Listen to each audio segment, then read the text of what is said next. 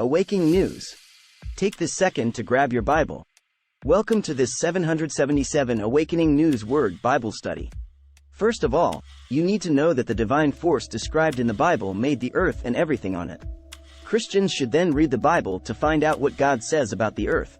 When you do this, you will realize that God has always taught us about the idea of the earth. According to the Bible, God ensured that the earth's foundations would last forever. The Bible doesn't teach space science, but it does confirm that the earth is flat and the sky doesn't move. Found in Psalm chapter 119 verses 89 to 90 in the Bible. It says, "You who laid the foundations of the earth so that it would not be moved forever." So why don't Christians study Level Earth's Bible lessons?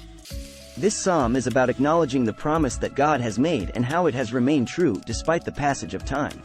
The psalmist thanks the Lord for keeping him alive through the ages and proclaims his trust in the Bible. This verse declares that God's love is eternal and his word will never be removed from heaven. Psalm chapter 96 verse 10 tell the heathen that the Lord reigns, the world will be established, and he will judge righteously. Psalm chapter 93 verse 1 The Lord reigns. He is clothed with majesty and strength, which he has girded himself with, and the world established, that it cannot be moved. He positioned the earth so that it would never move.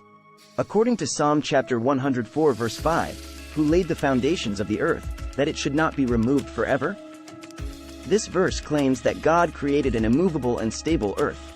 Psalm chapter 119 verses 89 to 96. 89 Forever, O Lord, thy word is settled in heaven. 90 Thy faithfulness is unto all generations. Thou hast established the earth, and it abideth. 91 They continue this day according to thine ordinances, for all are thy servants. 92 Unless thy law had been my delights, I should then have perished in mine affliction. 93 I will never forget thy precepts, for with them thou hast quickened me. 94 I am thine, save me, for I have sought thy precepts. 95 The wicked have waited for me to destroy me, but I will consider thy testimonies. 96 I have seen an end of all perfection, but thy commandment is exceeding broad. According to the Bible, God set the earth firmly in place so that it would not move forever. Psalm chapter 104 verse 5 Who laid the foundations of the earth so that they should not be removed forever.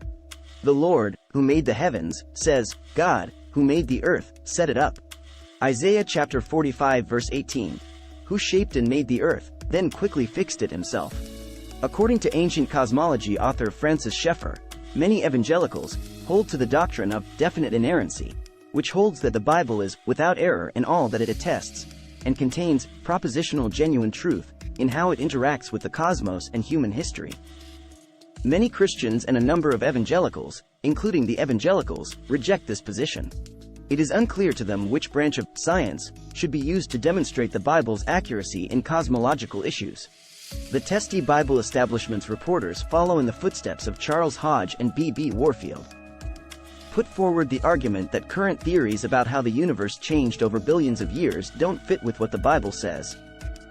However, there are also those who believe in fiat creationism, some of whom are connected to the Foundation for Creation Exploration. Words and phrases referenced in the New Testament shed light on the question. The record's creator says that the beginning shouldn't be confused with any logical theory about where things start. The beginning does not prove or disprove the hypothesis.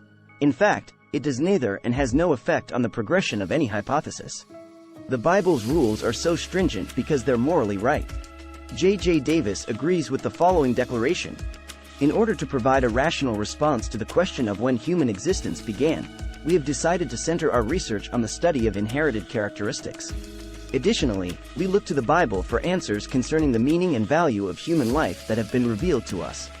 Many evangelicals believe that the earliest creation accounts focus more on God's creative purpose than on how things were made. These evangelicals are absolutely correct in their assessment that the cosmology of the Hebrew Scriptures is illogical. Having said that, I am aware that the biblical account of creation is not limited to a single verse. Following, I will argue that we should recognize Jewish cosmology as a pre-scientific attempt to understand the universe. The primary piece of evidence I will provide is parallels to similar events in other classic works of literature. One of the most significant challenges we face is the absence of a word in Hebrew that is equivalent to the Greek word cosmos.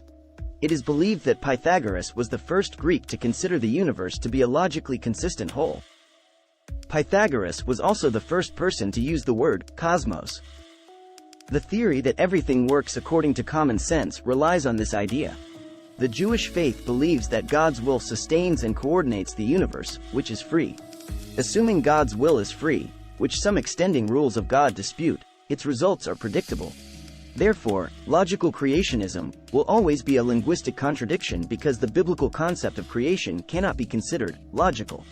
The Hebrew scriptures paint a picture of the world in which the atmosphere, a solid vault that separates the waters from the waters, Genesis chapter 1 verse 6, plays a central role. The Hebrew word rakia, translated as firmamentum in the Latin Vulgate, actually means to spread, stamp, or beat down, in its active word structure. It's unclear what was destroyed, but the Bible and other historical sources point to metal. Kind of rakia, meaning activity, is used in both contexts. Jeremiah chapter 39 verse 3 says that beaten silver is brought from Tarshish, and the Bible also says, and gold leaf was developed. There are several imprecise explanations for this term. The editors of the Passionate Religious Wordbook of the Hebrew Scriptures base their argument that Jews did not believe in a strict sky vault on Ezekiel chapter 1 verses 22-26. Ezekiel's high-position chariot is a scaled-down universe, and the use of rakia, it sparkles like a gem, suggests a strong shelter rather than a limited space. The arch or vault of paradise is mentioned in several verses throughout the Hebrew Bible, such as, God establishes his vault upon the earth. The Hebrew word for vault, aguda, comes from the same root as the verbs to tie and to fit, or to build. An interpretation offered by Richard S. Cripps is as follows.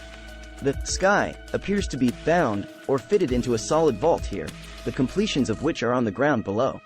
Mitchell de Hood discovered a new reference to the vault of heaven hidden in the translation of Psalm chapter 77 verse 18 found in the Anchor Book of Sacred Texts. De Hood compares the words Tebel, meaning earth, and Eres, meaning underworld, to suggest that the psalmist is depicting heaven, earth, and hell. A number of evangelicals claim that the Bible makes at least 3 references to the concept of a spherical earth. Isaiah chapter 40 verse 22, Ecclesiastes chapter 1 verse 9. I accept that they are mistaken for at least 3 reasons, even if someone responds that this is all verse. The Jewish worldview is unquestionably influenced by modern cosmology, so this is merely a fantasy world at best.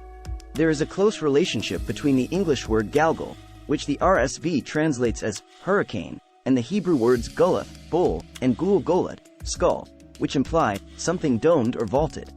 Because it is derived from a different root, the English word circle cannot be used to describe the Hebrew word for enclose.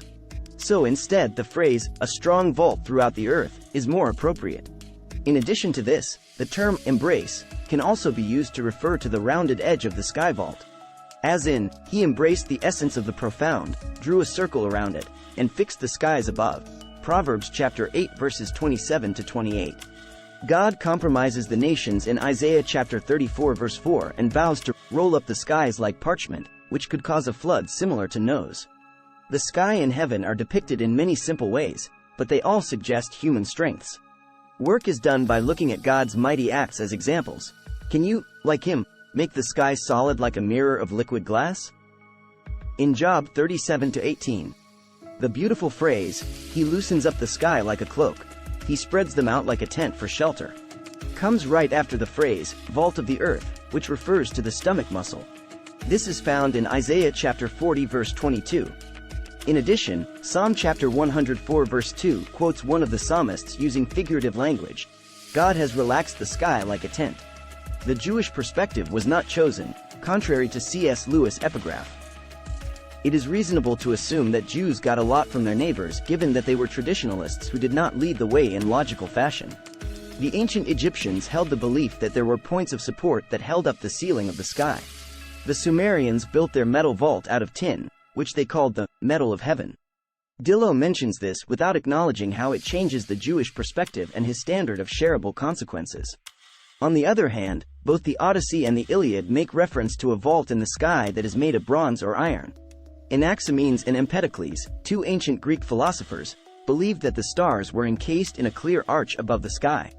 At Genesis chapter 1 verse 17, the stars are set in, or embedded, in the atmosphere. When Alexander asked the Celtic chiefs what they feared the most, they said that they were afraid that the sky would fall on them. In Manichaean mythology, the sky was made of the skins of demons that had been crushed. This idea comes from the Babylonian Enuma Elish. In Zoroastrianism, the round earth is actually surrounded by a divine shell made of stone and then shiny metal. According to the Finnish Kalevala, the sky is constructed out of the strongest steel. According to Nachmanides, the atmosphere is a drawn-out substance of solidified water isolating the waters below it. This understanding has been confirmed by a leading expert on the Jewish Bible. Rakia proposes building an arch or vault high above the ground. According to what I've been able to determine, Jewish thought didn't begin to consider the possibility that the earth might be spherical until the bygone eras. The vault that was thought to hold the stars was also thought to serve as a boundary beyond which the heavens themselves were thought to reside. This was an old belief. For example, Simeon ben Zima Duran, 1361–1444, stated, with the exception of the breadth of Torah study from the mouths of understudies, if the earth is like a flat plate, then it would move along the profound. This round world suspended in space has nothing to lay on. Then it would make sense for it to have a support underneath it in order to keep it from moving around. As a result, the fact that the Bible makes reference to the support points or establishments of heaven and earth should not come as much of a surprise to readers. Job chapter 26 verse 11 says, "The pillars of paradise tremble and are shocked by God's reproof." In 2 Samuel chapter 22 verse 8, God's wrath causes the foundations of the sky to shake. In Psalm chapter 104 verse 3, it says that Yahweh laid the light-emitting, radiant chambers on the waters. This is a reference to the chaos of water that surrounds the flat circle of the earth. In Jewish scripture, God is a great creator. In Isaiah chapter 40 verse 12, the prophet asks, "Who measured the waters with an empty hand and picked out the sky from afar?" God asks, "Where were you when I put the foundations of the earth in place? Who estimated it or set a boundary? On what did it rest? Who put the earth on its foundations in case it should shake?" The backbones of the earth are just mountains, even though the Babylonians and maybe even the Jews used to think of them as supports for a metal vault in the sky.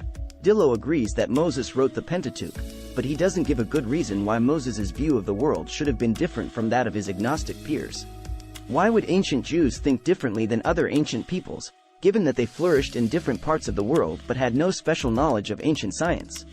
Dillo argues that Moses was familiar with the ancient idea of the ocean of heaven. Because he was so sure of himself, he even considered the possibility of using a sky vault to store such a river. The ancient Hindus believed that the earth was spread across the vast waters, and that the primordial seas surrounded paradise and the earth, isolating the dwellings of men and divine beings. They believed this because the earth was spread upon the vast waters. The Celts feared the oceans would flood them after the sky collapsed. Tehom, the profound, in Hebrew, could be compared to Tiamat in Genesis chapter 1 verse 1. Hebrew scripture constantly warns of turbulent water. Thanks for watching.